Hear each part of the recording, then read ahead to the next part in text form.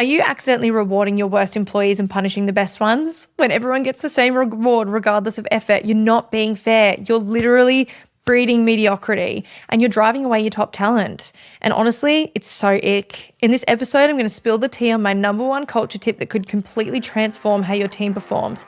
Trust me, bestie, this is one you're going to want to hear.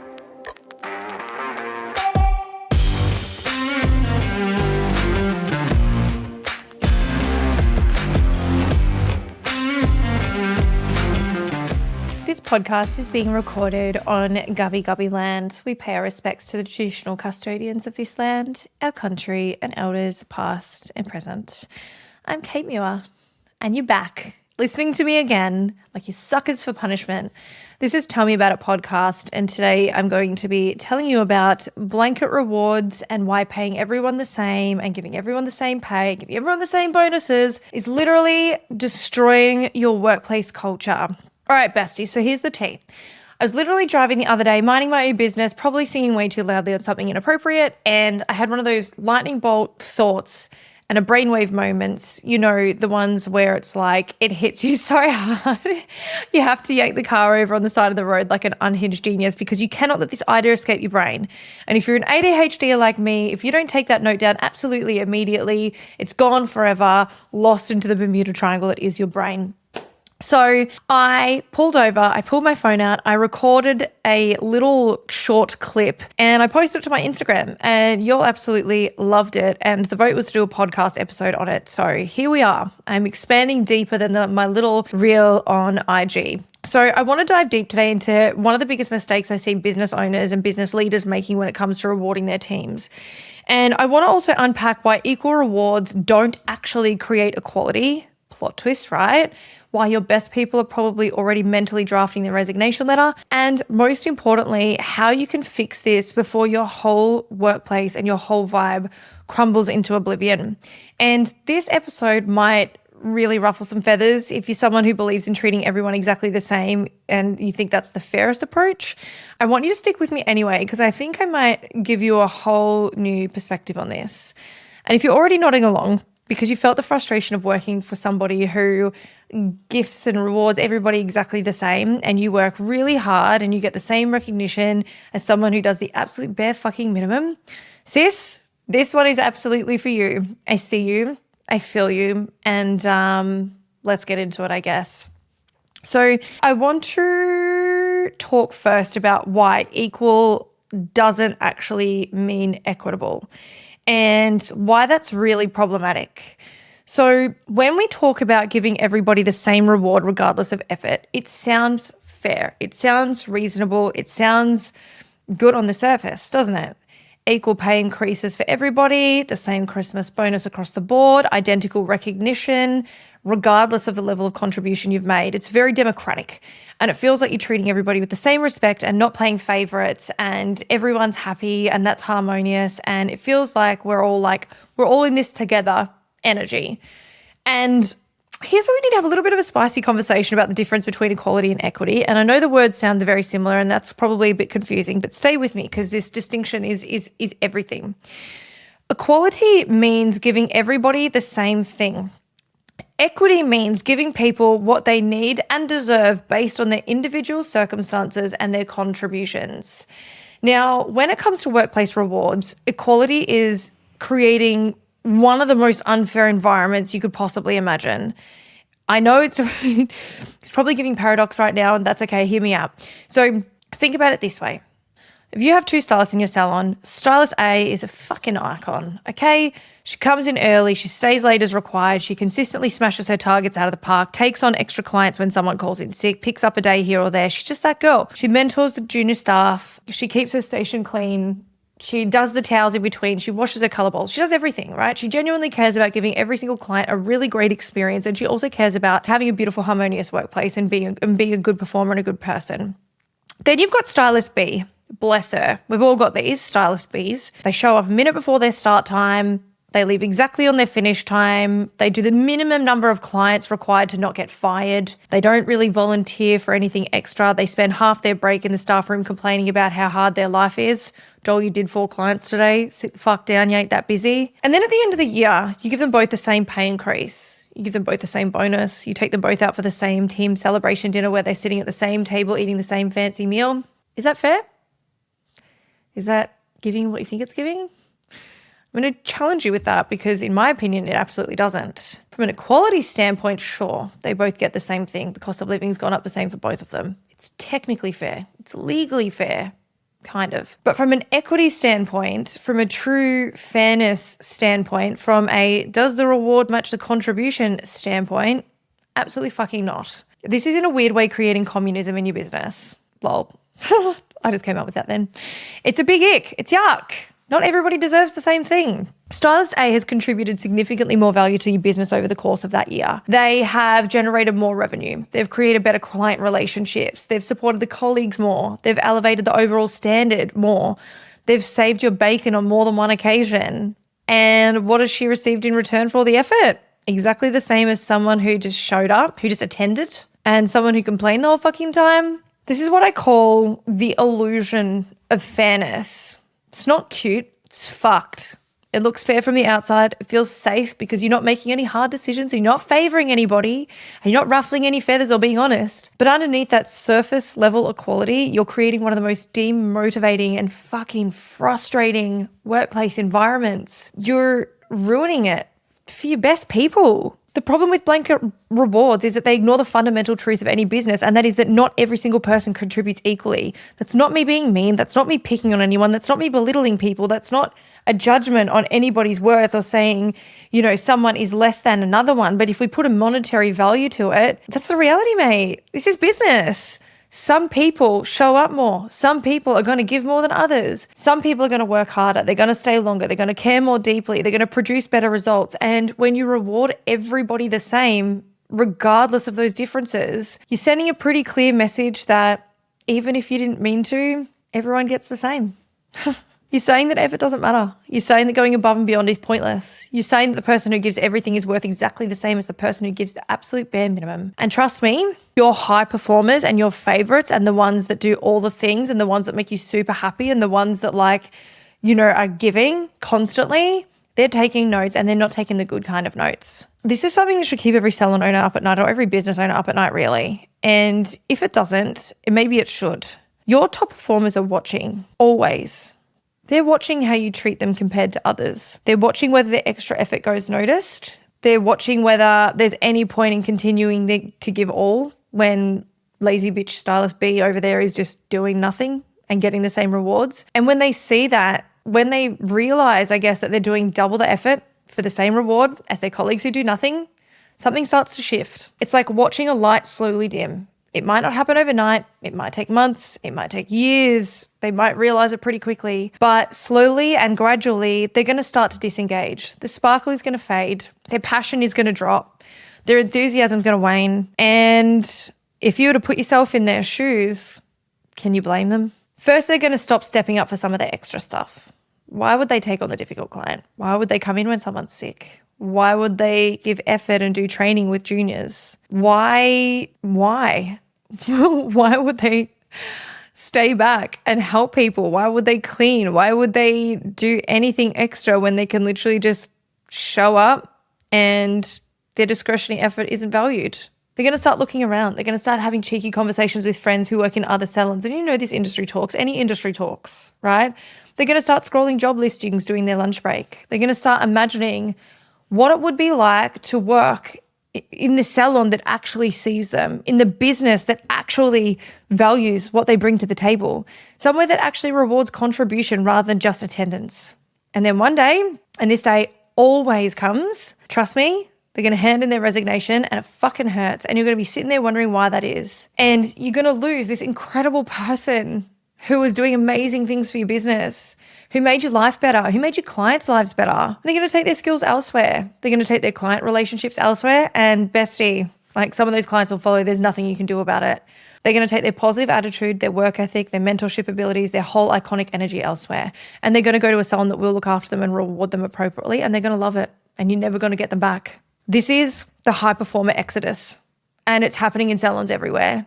the best stylists, the most talented colorists, the most dedicated front of house people, they're leaving businesses that refuse to differentiate rewards based on contribution. And they're leaving because they've realized that their hard work is basically being taxed to subsidize equal rewards for people who don't contribute and people who definitely do not deserve them. And that is not a vibe. Why should you have someone coming into your business making $5,000, $6,000, $7,000 a week and then have somebody else that's on the same pay that's earning $2,000, $3,000, $4,000 a week? It shouldn't happen. It's insane. You've got this high-performing person that's literally paying for that lazy fucker who just comes in and does absolutely nothing. And they're usually the ones with the worst attitude too. It's just not a vibe. It's really, really not a vibe.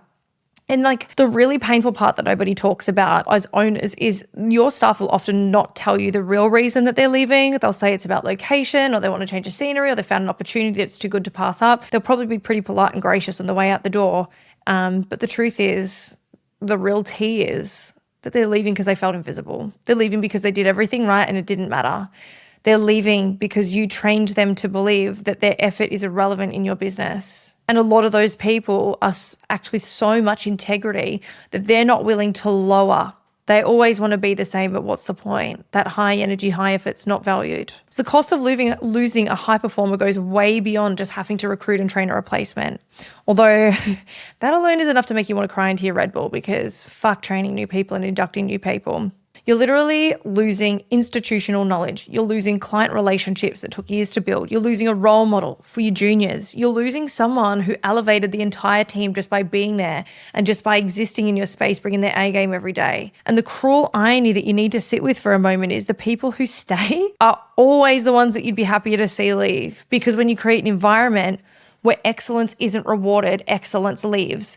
Mediocrity will remain, and what's good enough will remain. And what will remain is a team of people who have learned that showing up is the job. And congrats, you've created the exact opposite of the team that you wanted because you enabled it and you allowed it and you encouraged it. So let's flip the script for a moment and look at this from the other side because this part is honestly kind of wild when you think about it. What happens to your underperformers when everyone gets the same reward regardless of effort? We spoke about what happens to the high performers. I want to talk about the other ones, the blobs, the basic bitches. They're protected.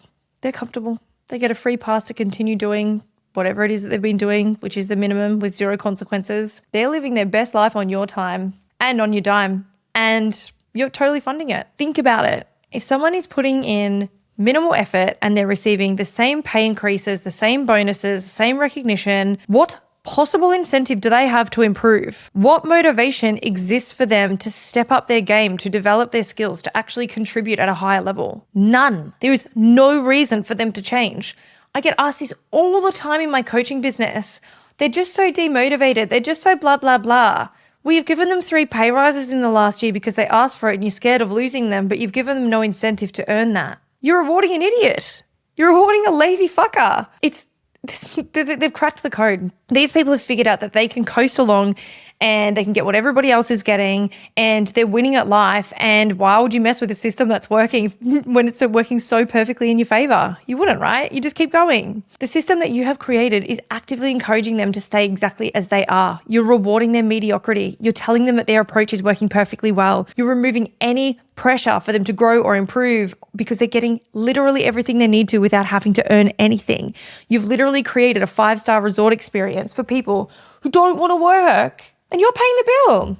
And I'm sure that you're carrying a lot of the mental load too. I have let go of people who literally I was paying a fortune that I felt like I was doing their job and my job and I'm paying them to do their job, but they're not doing their job. And it's just like, I let those people go. Bye. Those people have no place in any of my businesses. And this is how blanket rewards really do protect underperformance from accountability. It's not the serve you think it is. When everyone's treated the same, there's no way to have honest conversations about performance. There's no mechanism for actually going, hey, you need to do better, because there's no consequence for not doing better. They just stay there. The bar keeps getting lower and lower and lower and getting lower because there's nothing pushing anyone to rise above it. Your overall Salon culture, and I actually need you to hear this, it creates a race to the bottom. When minimal effort gets the same reward as maximum effort, the rational choice is to conserve energy. Why would you exhaust yourself going above and beyond for your colleague when they do nothing and they're getting exactly the same outcome? It's not laziness, it's logic. It's basic math. You're training your entire team to calibrate their effort to the lowest common denominator. You're literally running a masterclass in how to do the bare minimum and get away with it. Am I not wrong? She's not wrong. I see it happen all the fucking time. It breaks my heart every single time. Salon will have this one person that's an absolute superstar, genuine icon, makes everything better. Everyone loves them. Gradually over time, their performance slips and the owner's confused about why that's happening. It's because there's no incentive to do better. They're scratching their head wondering what happened to their absolute rock star employee. And what's changed is their realization that effort isn't there. It's not thanked. It's not rewarded. They've looked around. They've done the math. They've concluded there's no point killing themselves for no reward.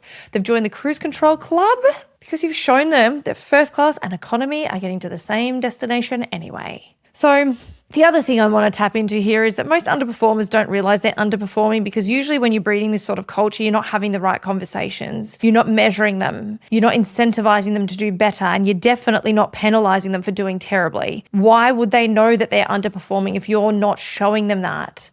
They're getting everything the same as everybody else. They must be doing a good job. The blanket reward system has given that false sense of their own contribution. And they'll genuinely believe they're pulling their weight because what you're inadvertently telling them, whether directly or subconsciously, is that they're fine. They're good. They're doing the same things. They've got a job. They're all good. Their pay, their bonuses, their treatment, everything else is showing them that they're good, and they're not. And so you're sitting there frustrated and infuriated and stuck in your own head. So now you've got a double problem and it's giving absolute chaos. High performers are disengaging and leaving. Low performers are becoming more entrenched in your mediocrity. Your team composition is gradually shifting and it's favoring the wrong people. And the people who could genuinely help you and are probably really loyal are walking out the door without looking back. And I probably also want to make mention of this here because I haven't really done a section on this today, is that if you've got juniors on board, if you've got new people, if you've got apprentices, trainees, that sort of thing, monkey see, monkey do. They are malleable and absorbent sponges of humans when they're in their junior years. And they're taking on everything that's around them and they're learning from all the different people because they want to take their own ways of doing things. So they're going to take what they want from every single person in your business. And then they're going to apply that in a way that's demonstrated to them. So they're going to copy and they're going to do exactly as they're witnessing and exactly as you enable them to do. It's not just a reward problem. It's cultural catastrophe, and it usually happens in slow motion and the fuse is already lit. So motivation is not some like magical inherent quality that people either have or don't have.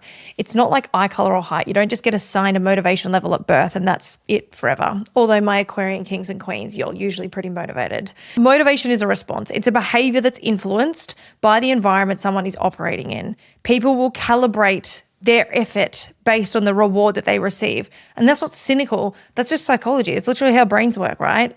When hard work and coasting are getting the same thing, a rational response is to stop giving effort because why are you going to push yourself extra if you don't get anything extra for pushing yourself further? Okay? If they both lead to the same destination, you may as well do it the easy way. I would. Are you fucking kidding? I absolutely would. So that's what's instilling in your team. You're reinforcing the message that contribution doesn't matter. And look, I know that I'm kind of going over and over and over and over the same topics here, but that's because I want you to get it through thick skulls that this is how things work. You're conditioning your team to believe that effort is pointless. And once motivation dies, it's really, really, really hard to resurrect. It's really hard to build back. It's like trying to unburn toast. Once someone has learned that effort doesn't matter, that lesson sticks. And it changes who they are, especially in respect to your business. And even if you later try to implement performance-based rewards, you're probably going to be fighting against months or even years of conditioning that told them the opposite. They'll be skeptical. They'll wait to see if you really mean this time. And honestly, they have every right to be cautious because you've been lying to them, even if you didn't mean to, even if it was indirect. The psychological research on this is really clear and it backs up everything that I'm saying. People are not demotivated when they perceive unfairness in reward distribution. It's not unfairness in the sense of not getting the same as everybody else. Unfairness is the sense of not getting what they deserve based on their contribution. So when someone works twice as hard as their colleague and gets the same reward, it feels deeply unfair. And that sense of unfairness is corrosive to motivation, to engagement, to loyalty, and to performance. And it eats away at people from the inside. So yeah, what you're going to end up with is a team of people who just come to work and they just attend and they just show up and they just tick their name off the roll and they're present in body and absent in spirit. They're physically there, but they're mentally checked out. They do what's required and nothing more. And they've learnt that nothing more is perfectly acceptable because the reward structure has told them so. They're not being lazy. They're kind of being smart. They're actually being really logical. That's on you, bestie. So yeah, this is the workplace equivalent of learned helplessness, which is a real psychological phenomenon. So your team has learnt that their actions don't influence their outcomes. So they've stopped trying to influence anything. They've given up, not because they're lazy or unmotivated by nature, but because you've created an environment where the motivation serves no purpose. It's like putting a hamster on a wheel that doesn't spin. Eventually the hamster's just going to stop because it's not spinning, it's not doing anything. So they're just going to be like, meh, no one's moving me. I'm going to stay here. I don't get anything out of this. I'm not getting fitter. I'm not moving. I'm not whatever. It's a fucking tragedy. It genuinely makes me really sad. Not the hamster, the metaphor for the hamster. This is why I strongly believe so many people leave the hair and beauty industry. It's because they come into jobs full of energy, full of enthusiasm. They're excited to work for you in your business. They wanted to do well and they wanted to grow and contribute and be part of something meaningful and be rewarded and loved and accepted and celebrated. They showed up day one, ready to be icons. And over time, your culture beat that enthusiasm the fuck out of them. And it taught them that it's a waste of energy. And it trained them to become disengaged, minimal effort workers that now frustrate you. And this is enough to make people leave the industry. If you're looking at your team wondering why no one seems to care anymore, this might be your answer. You've killed motivation by making motivation pointless. The fire that used to burn in them, you poured water on it. Every single time you rewarded mediocrity the same as excellence, you added another splash of water. Not cute, not iconic. Let's fix it.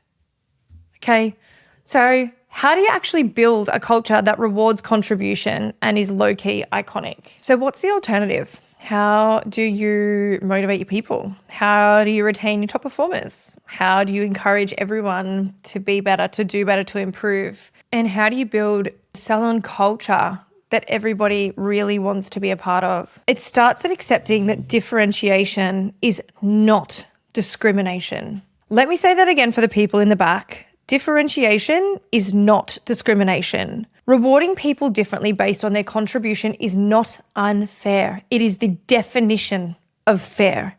If it's giving people what they've earned, it's ensuring that effort and results are valued and celebrated. It's treating adults like adults who are capable of understanding that different inputs creates different outputs. Okay?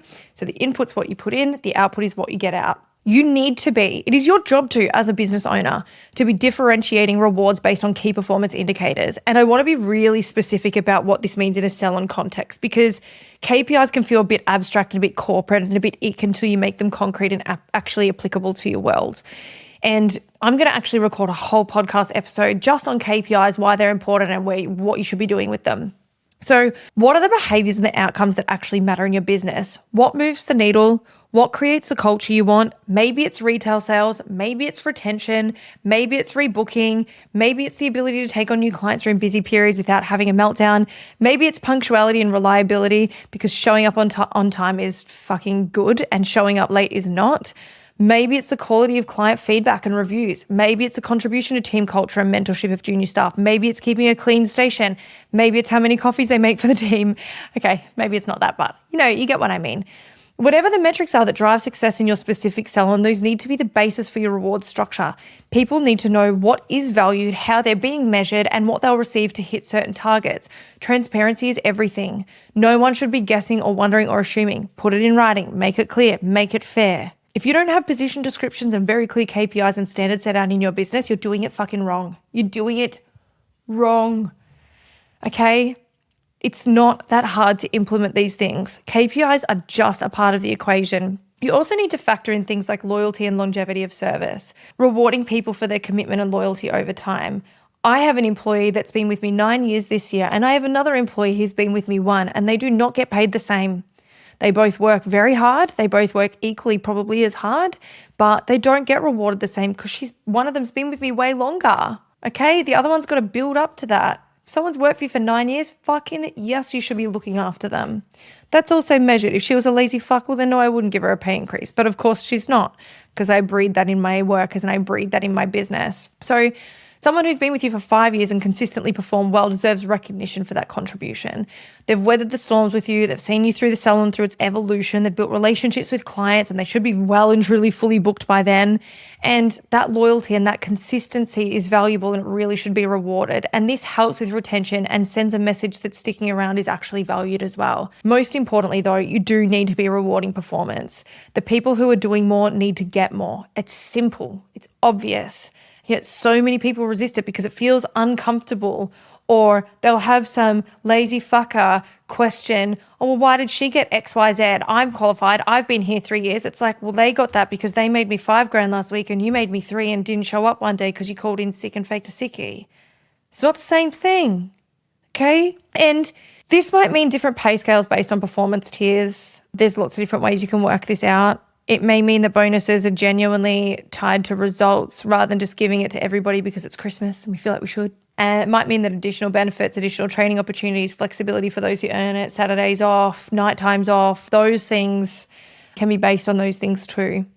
You need to really celebrate and enjoy and compensate contribution. Showing up, doing the bare minimum wage, in my opinion. No one gets a reward for showing up. No one gets an 8th place trophy. It is not good. It is not okay. This might mean for some of you listening and that you may have to have some uncomfortable conversations. That's why I've strategically placed this episode at the start of the year, because I'm going to push you really hard this year. I'm not going to lie to you about that. You're going to have to tell some people that their performance isn't where it needs to be, and that's why their pay increase is smaller or their bonus is less, or they may not be getting a pay increase at all, or they may be getting a day cut out of their week, or their hours might be getting cut down. And that's fucking hard. I hate having those conversations. It's much easier to give everyone the same thing and avoid conflict and keep the peace and pretend everything is fine. But as I've just spent the last half an hour discussing, that's poisonous in itself. It's just a breeding ground for rot in your business.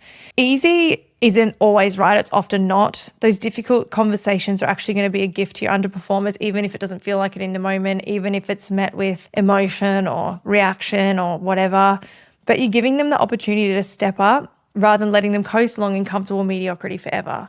You're treating them like grown adults who are capable of growth and capable of change, rather than little kids who need to be protected from feedback and just get, a reward for attending. Creating this kind of culture takes courage. It takes willingness to make distinctions that might make people unhappy in the short term. It takes being okay with the fact that not everyone is going to love you.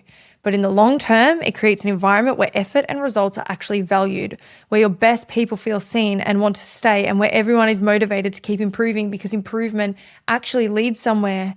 If the business pot is full and the business is growing, it allows us to create more jobs, invest in more training, upgrade our salon, upgrade our tools, upgrade everything, makes better opportunities for our clients. It just makes a better environment. This is the kind of culture that's truly iconic. And this is the kind of business or the kind of salon that people dream about working in. This is the kind of business that thrives. So let's just bring that long ramble all together. And like I said, I know I repeated quite a bit there, but I felt like it was really relevant to this. So, in a nutshell, too long, didn't read. When everyone gets the same reward regardless of effort, you're not creating a fair working environment. You're creating frustration, and you're teaching people that effort doesn't matter. You're driving away your high performers, where you're basically rolling out a red carpet for your underperformers to continue doing the absolute minimum. You're killing motivation, and you're inadvertently training everybody to downgrade and to do the bare minimum and to just do fucking nothing. And your reward structure and your attitude has taught them that. You really need to hear this. If you reward everybody the same, as I said, it's creating communism in your small business, and you're going to end up breeding workers who don't work. You're just going to end up breeding people who just show up and don't do anything and sit there like a blob. They just come to work to attend, they do nothing, and eventually everybody lowers to that standard because why the fuck would they put in more effort? The math isn't mathing. The logic isn't logicking. The vibes are fucking off. And the alternative is to create a culture where effort and results are valued, celebrated, and rewarded. When your best people know their contribution is seen and appreciated, where your underperformers are given the heave-ho or given honest feedback or being actually penalised for being lazy fucks, or they're given the opportunity to improve or the opportunity to find somewhere that's a better fit, where everyone understands what's expected and how they're being measured and what they'll receive if they step up, they become the icons they're capable of being. And it's not easy. It requires difficult conversations and difficult decisions. It requires you to be brave and a little uncomfortable. It requires you to follow through with consequences. But it's the way to build a salon culture and a business culture that attracts great people, keeps great people, and encourages everybody to become fucking great. That's my number one culture tip today. And I hope it's really given you something to think about as you look at how you're rewarding and recognizing your team. I love you guys so fucking much. You're absolute legends, and I'll catch you in the next episode.